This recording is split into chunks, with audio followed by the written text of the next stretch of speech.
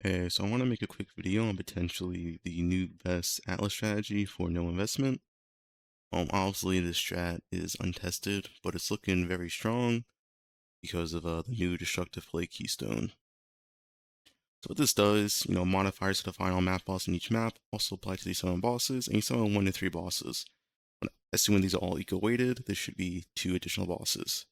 So essentially, you're going to be witnessing 3 bosses per map, on average. And then those bosses also have the final map boss, which is important because of nodes like these, where this specifically says final map boss in each map has a 3% chance to drop an Elder Guardian map, 3% chance to drop a Shaper Guardian map, and there's also the Cortex one, there's also the Cyrus one.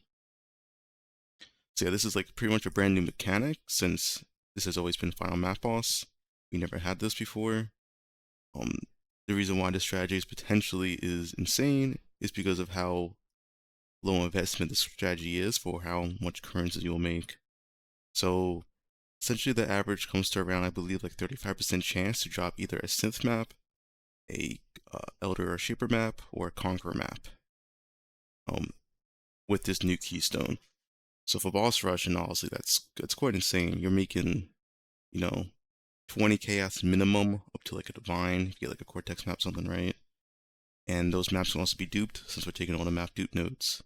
So that's a bunch of free currency, and all you're doing is rushing to the boss, and then, leaving the map, and then doing any lead mechanic on the way. So to explain the rest of the tree, right, like this is the core of it, it's destructive play with all these nodes. And every other node we take is like essentially good for just rushing bosses along the way. So Essence, obviously, right? Easily doing Essence on your way to the bosses. The Smuggler's Cash, this is just free currency. Have to use TFT to like sell this stuff, but it's very much worth it. Yeah, this is just free currency, right? You're just clicking on your way to the boss. And the last one I have, which is optional, is Expedition. The reason why I want to try Expedition with this is because of the new keystone as well. You just place this down right, it's be really, really fast. It's a lot of currency for how little effort Expedition is.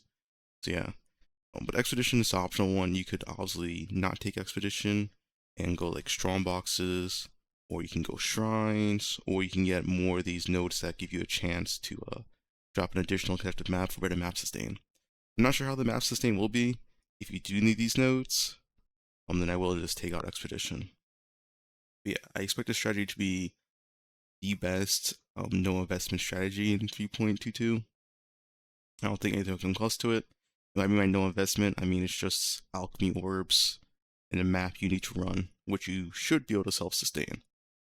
So yeah, I wanted to make this video because I don't see any other like big content creator talking about this, and I think this strategy can be absolutely insane. Now you do need a good build, like a relatively speedy build that can also deal a lot of damage to bosses, because you're going to do, Maven 10 ways a lot, right? You're going to be doing every 3 to 4 maps, and you're going to be fighting, 3 map bosses at a time that are all witnessed by Maven, so they're all beefed up. So you do need like a pretty good build. If you want to at least start a build that can do this strategy, I would say X-Blast Mines, like EA Champion or EA Elementalist. A build like that will do the strategy just fine. But yeah, that's all.